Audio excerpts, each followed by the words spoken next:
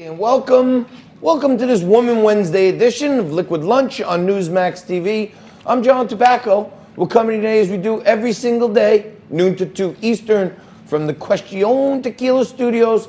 We're in the Liquid Lunch Outpost in downtown Manhattan. Yes, we are still on Broadway, and we have an unbelievable fire-breathing dragon of a Woman Wednesday show for you today. All kinds of great guests coming up at you over the next couple of hours.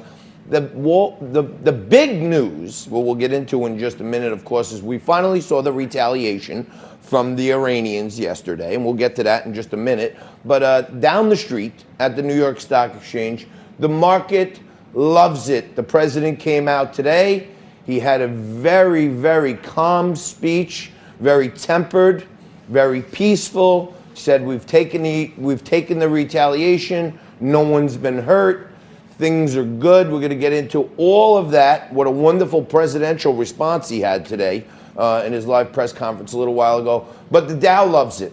They see these geopolitical fears lessening. And when I want to talk, the Dow's up 200 today, so that's good news. Bitcoin at 8,300, so that's on the rise also. All the economic indicators are looking great today. I'll get into all of that and more a little later on in the show when we have Kelly Vlahos on here to talk about the economy and the stocks that should be better.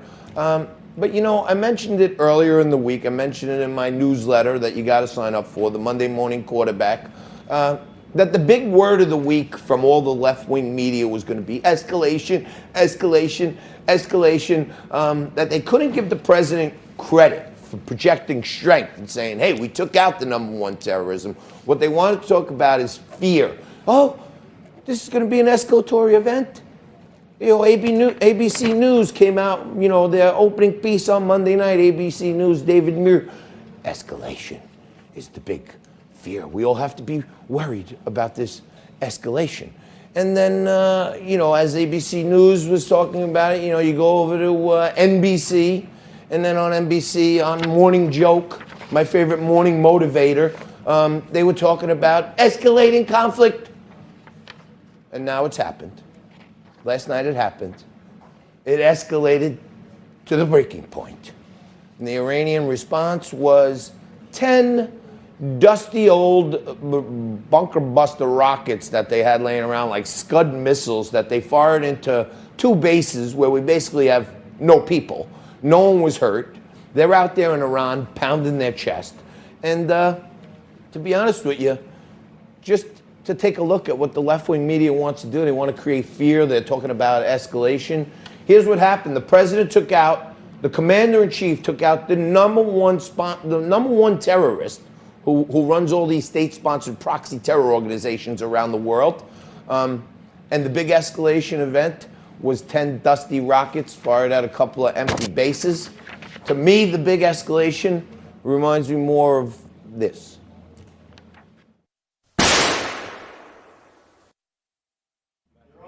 Bang. That's about it. And we heard from the Iranians afterwards that they don't want any more escalation. And the left-wing media was just creating fear. And what they really want is they want to get to a new place with the U.S. And a new place it will be for you when I'm joined by my co-host, managing editor Frank Morano, is here again, and he's over in the Frank Zone. Frankie, good afternoon. How are you? Hello there. Good afternoon to you on the East Coast. Good morning to everybody else in the rest of the country. What's happening? Well, obviously you saw, and we're going to bring you some clips in case you missed it. Just moments ago, the president finished up his speech to the nation in the aftermath of yesterday's attacks on Iran. And I actually want to I've been critical of both the mullahs in Iran and the Pentagon for their behavior over the last few years with respect to one another. And I have to actually give a little bit of credit to both sides here. With Iran carrying out these attacks on targets that did include Americans last night, but not having any casualties, that tells me one of two things happened on the Iranian end of things. One, either they gave the United States, through a back channel perhaps, a heads up on what sites they were going to be targeting so that they could make sure to minimize any American casualties, or they intentionally sought to put on a fireworks display without causing any American casualties. I think that's a tremendous act of restraint. And then in the president's speech, I thought he was terrific just moments ago. There were some aspects that I take issue with it, and I'm sure we'll go over it throughout the 2 hours. But by the president saying that he's not looking to escalate this any further, I think that takes a big step forward on both sides from taking us back a few steps from the precipice of World War III. Yeah, no, I tend to agree with you, Frankie. You and I, we were not exactly meshed up on, the action. I think the left is going to have a hard time manipulating the media here to say something bad about the way this was handled, because now we took out their number one. They came back with some rockets into some empty bases that hurt no one. And then they come out with a statement that says, we don't want war, we don't want escalation. So I think the projection of strength showed the rest of the world, including the mullahs and the ayatollahs, that Trump's not playing games, and we may have made some progress here that could lead to a diplomatic solution. Well, let's hope so, and it's great to see both sides back down a little bit, as I said.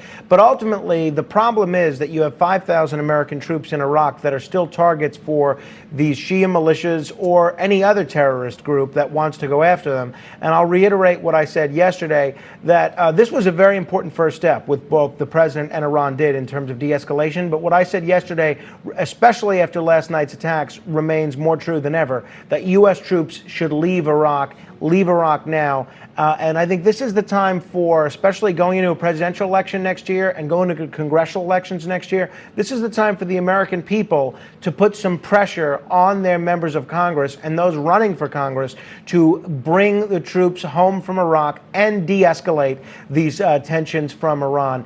And I hope that the American people will focus on this a bit as they decide who to vote for next year. Yeah, I don't disagree with you, Frankie. We're going to have Lieutenant Colonel Dan Davis on. He's been a big outspoken critic of having our troops over there in Iraq and Afghanistan, and I saw him last night on some of the cable shows really, really breaking it down well. I'm looking forward to having Colonel Davis here on the top of hour two.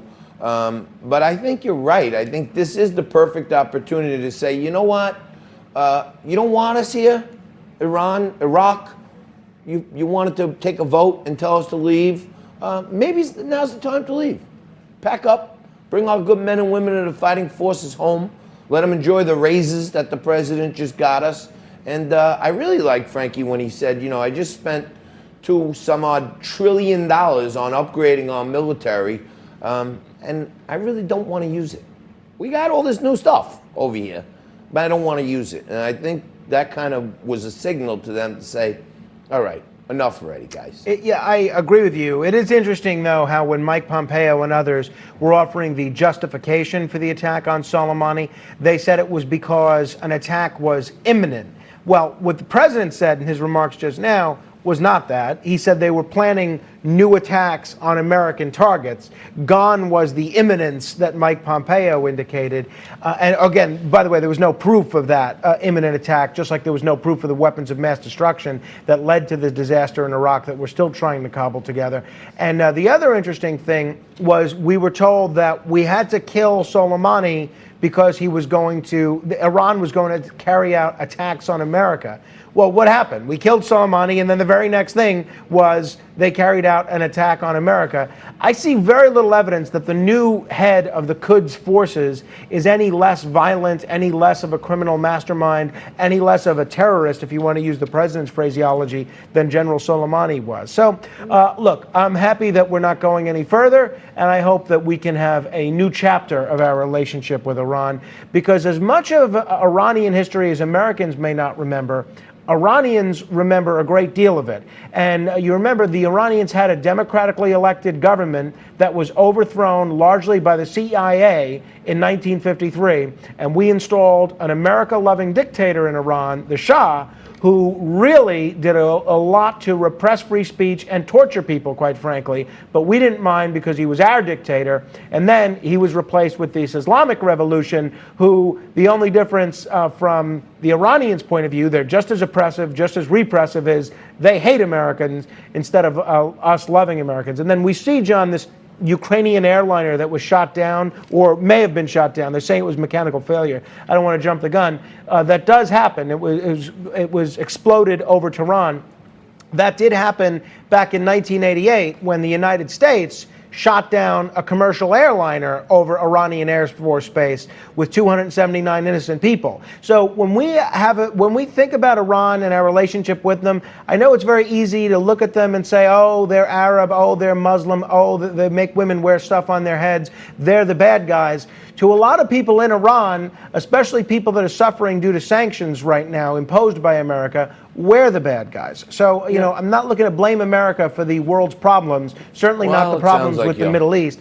But just keep in mind that a lot of where we are with respect to Iran is self-inflicted. Well, I mean, we always tend to disagree on Iran. You disagree with the fact that we blew up an Iranian commercial airliner with civilians? Well, I don't think you think we did that last night? No, in 1988. Oh, in 1988. That's what I'm saying. I don't disagree with that. You didn't remember it. Americans don't remember this stuff, but Iranians do. There's been so much more death and destruction since then on them versus us and our allies, that people, have shorter memories. And, in America. But in Iran, they remember this vividly. Okay. Well, they should remember that when they overthrew the Shah, they kept 52 American hostages there under Jimmy Carter until Ronald Reagan came in and said, I want my hostages back. And they gave them back. So maybe Trump's following Ronald Reagan a little bit here, because he knows sometimes when you slap the bully in the mouth, the bully tends to turn around and whimper away.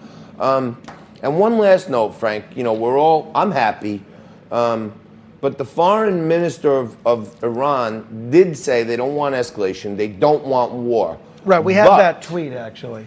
We have that tweet. Yeah, you can take a look. Do we have that somewhere, that tweet? Yeah. Iran took and concluded proportionate measures in self-defense under Article 51 of the UN Charter, targeting base from which the cowardly armed attack against us is. We do not seek escalation or war, but will defend ourselves against any aggression. And to follow up on last night's paltry retaliation, from what I understand, when he did his press conference, the spokesperson for the foreign ministry came out and said, next you get this. The Nerf gun. We're going to take a quick break. We're going to come back a little later on with Kelly Vlahos. Zen Sams is going to be here, Dr. Louisa Petrie, a whole host of other great guests coming at you right after this.